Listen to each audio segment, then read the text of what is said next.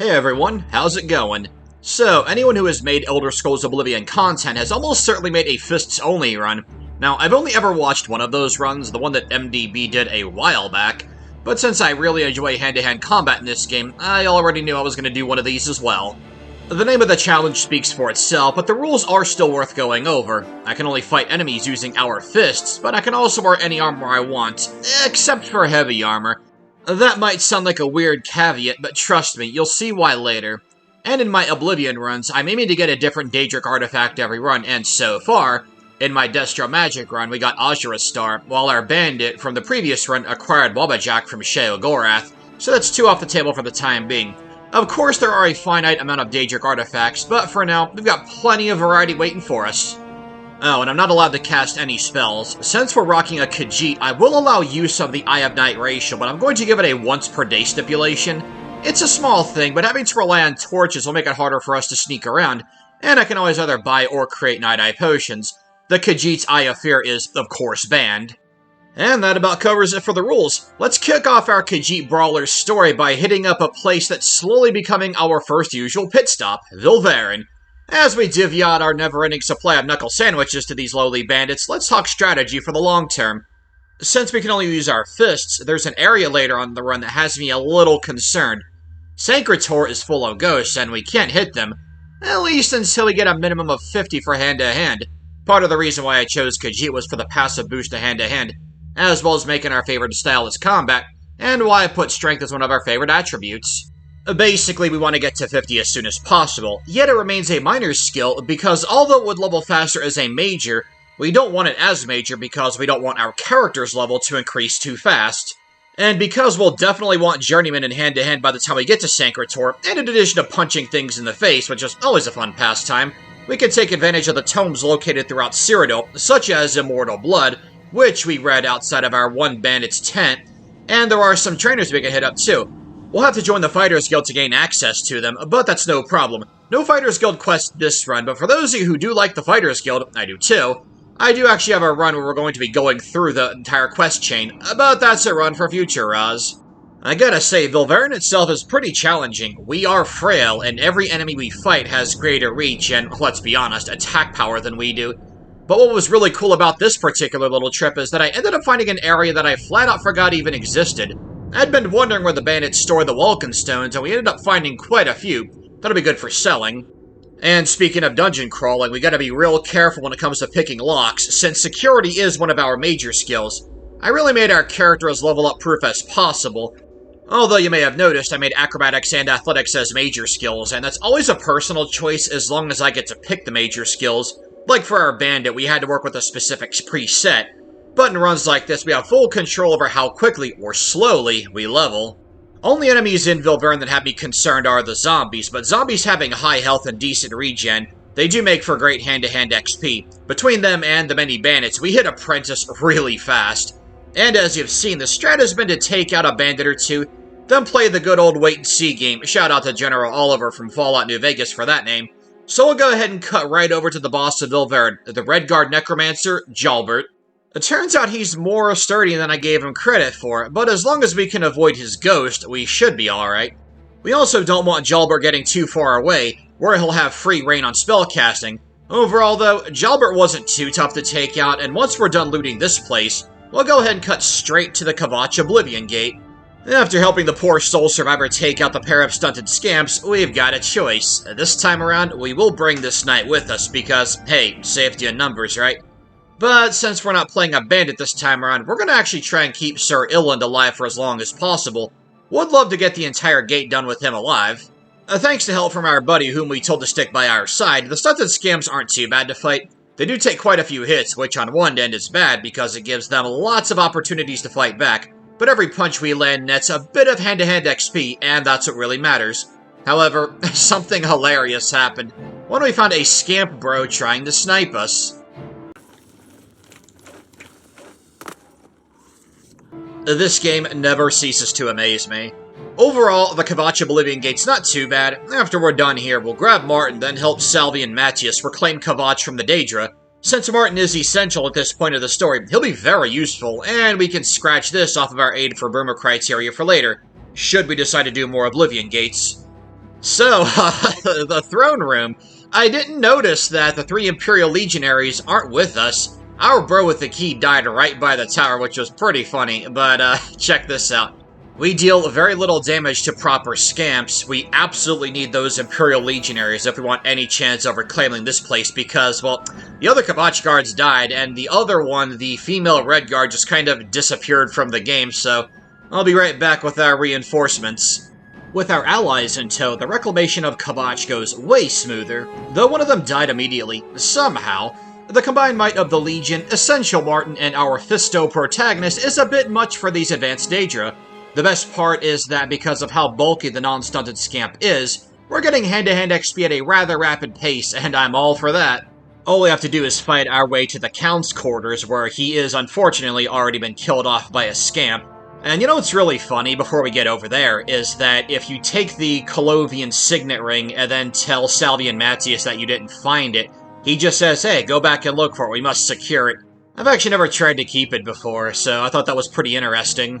My thought process was that because Count Indurus from Shadenal will give you Farwell's ring if you loot it from him, I thought maybe we could get away with getting the Count's, but no such luck.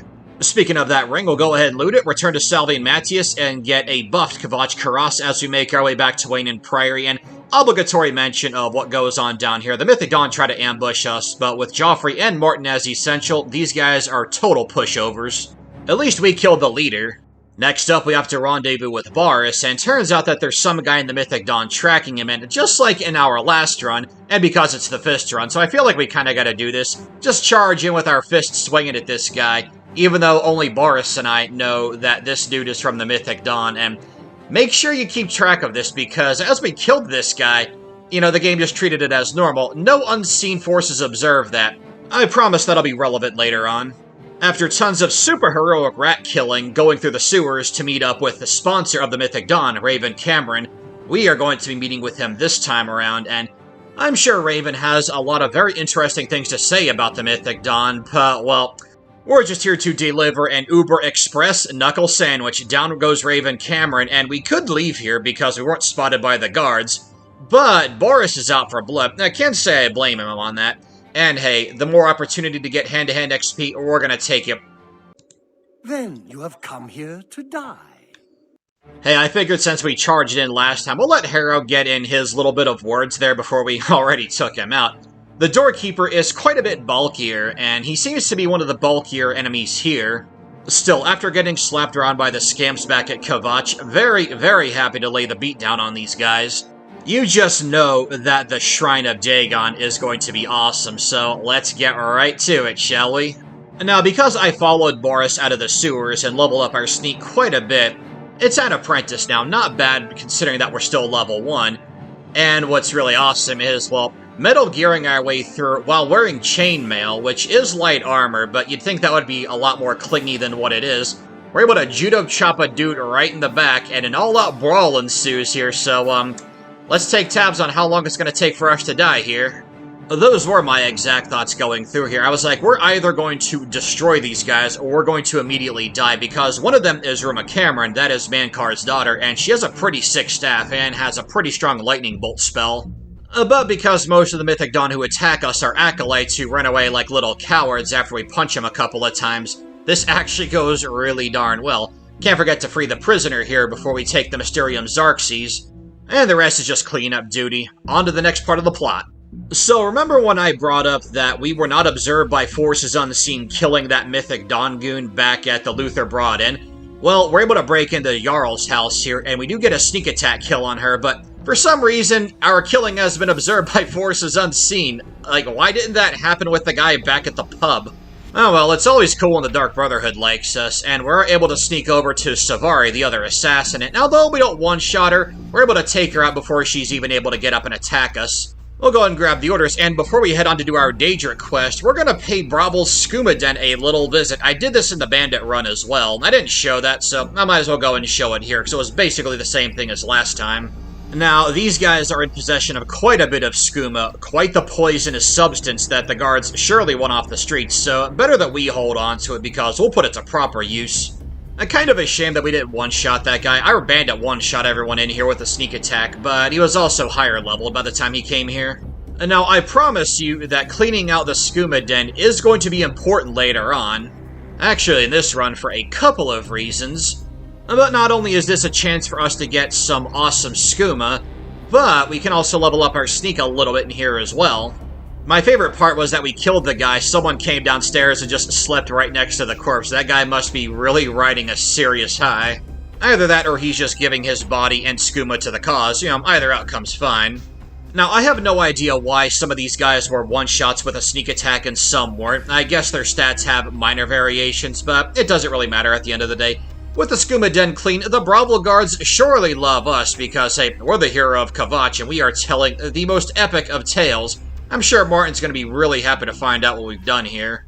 Well, actually, I think he will be because the Daedric artifact we're going for in this run is Umbra for Clavicus Vile. Now, normally Clavicus Vile is locked behind level 20, but if you attack Umbra and kill her before activating the Shrine of Clavicus Vile, you can actually turn this in early. Now, we're first level, mind you, and this is one of the reasons why we got skooma, because the goal here is to go ahead and get Umbra all the way back to the Imperial City so that the guards can take care of her for us.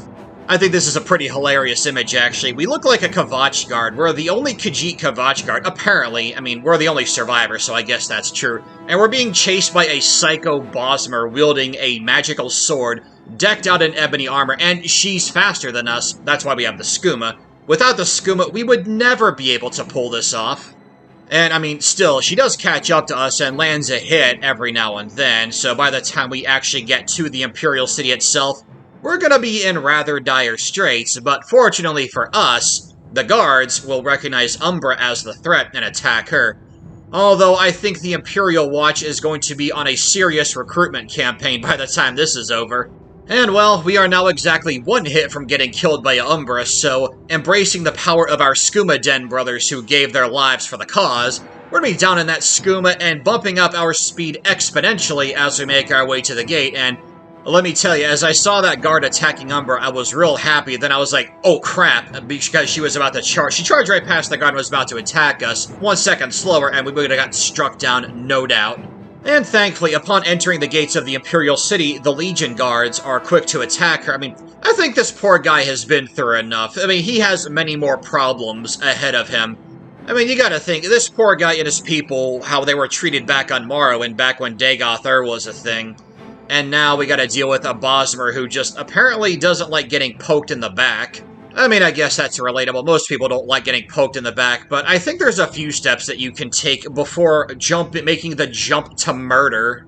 Now, it's been a very long time since I've done anything regarding Umbra or Clavicus Vile, but I did remember this little trick from when I used to play back in the day. And I was pretty proud to have executed it. I'm not going to say perfectly, because we are still in mortal danger here, because we don't have any healing on us. In fact, that's a good point, actually. I feel like for our supplies, we always have either just enough, or we have to improvise and fall back on the wait-and-see strategy when we tackle major plot points in this run. I kinda like that, but that's not for lack of trying. It's that I'm looking for mats for the restore health potions, and the vendors often just kinda come up short, so more times than not, we gotta hunt down deer by punching them until they fall over. Venison must be rare in these parts, and hey, speaking of falling over. Now, after we fell here, it took another 5 tries to get this right. Sometimes Umbra's pathing would break, and she did kill us twice en route to the Imperial City because I was a bit off the mark with our skooma usage. It was all worth it, though, because check out this brawl. This is straight up insane right here. So, we got more guards, and we got Heronius Lex to join in the fray, and that's awesome, because Heronius Lex is essential at this point.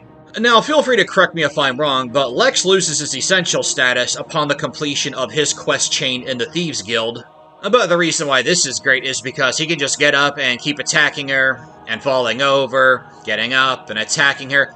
And the Mythic Dawn agents even jump into the fray. Now, I originally thought they were helping us take out Umbra, but no, they're gunning for us and the guards. We actually almost got killed by a couple of stray lightning bolts. You know, Clavicus Vile demands a more powerful champion. Well, maybe he should consider a more resourceful champion instead of power.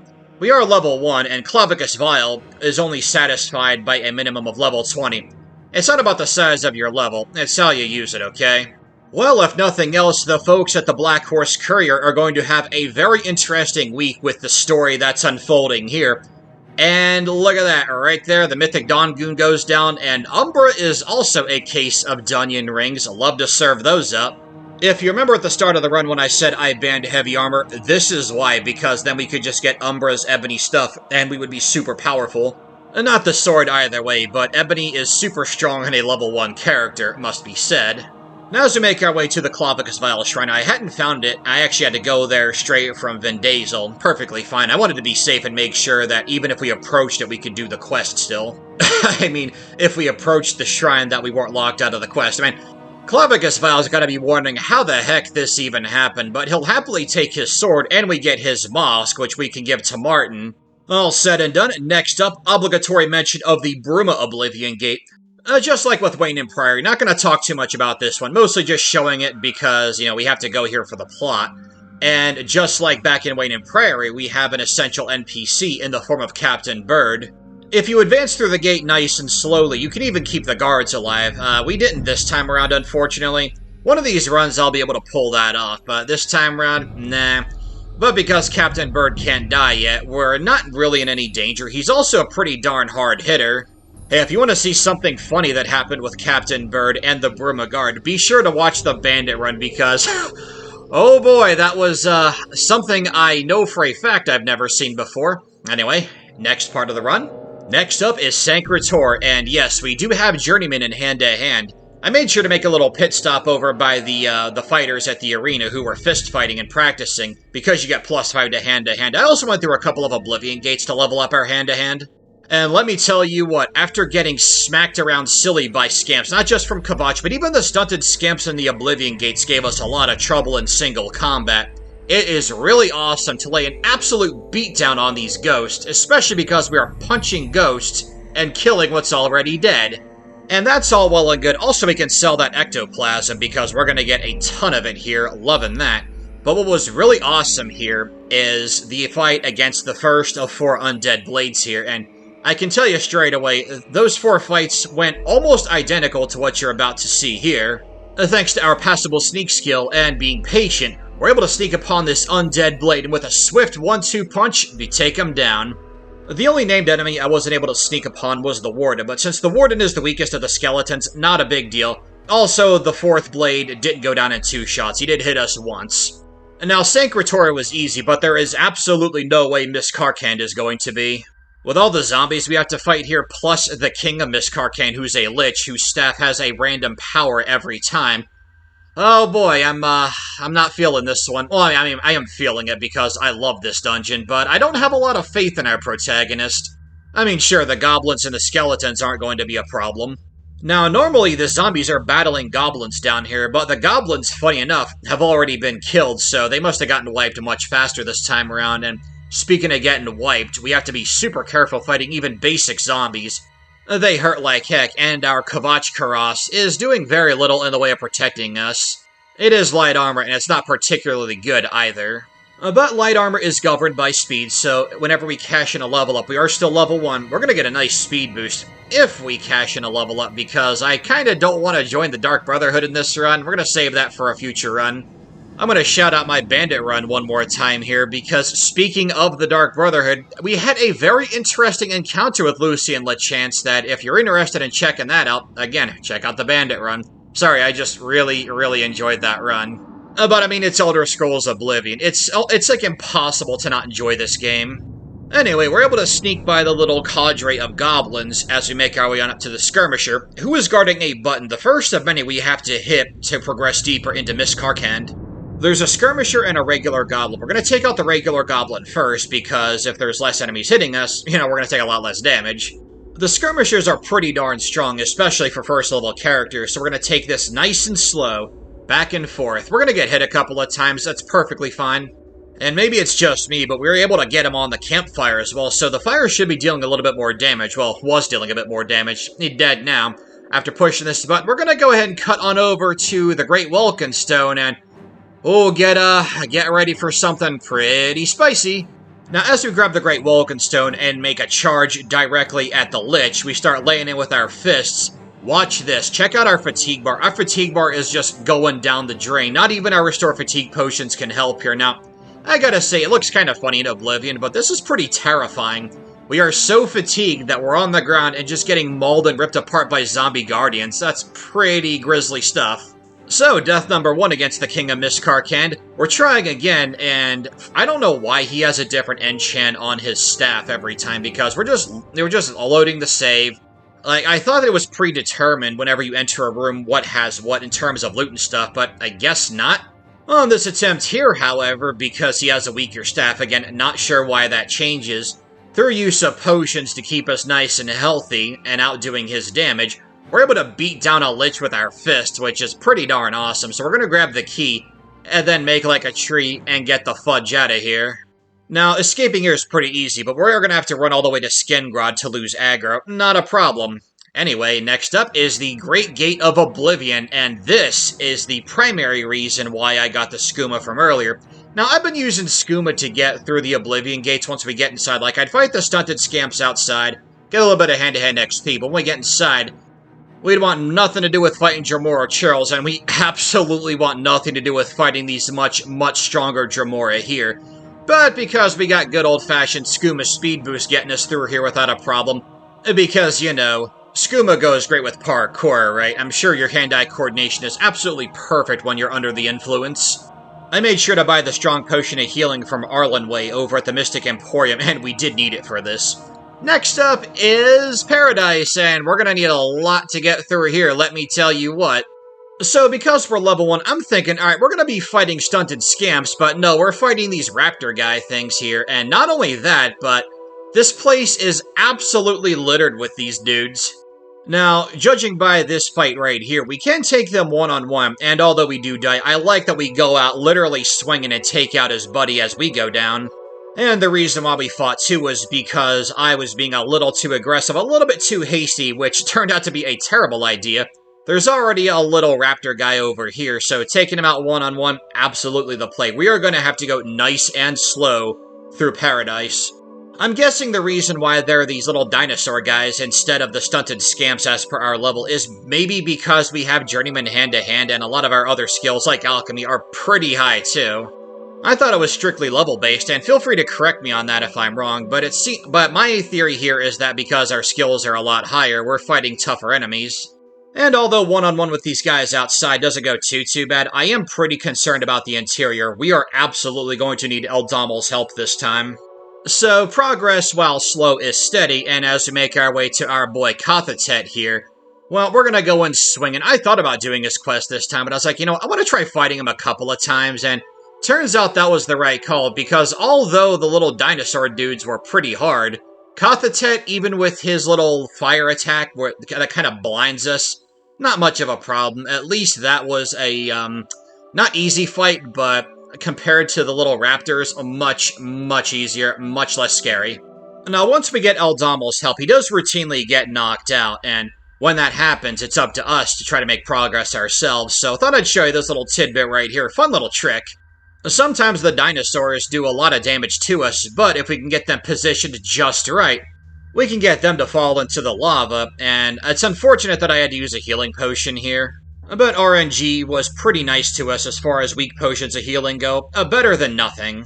So we make our way out of the grotto, Eldamel removes the bands of the Chosen for us, and Mankar's son and daughter, Raven and Ruma, are there to quote-unquote greet us, and we are too, with a good old fist to the face.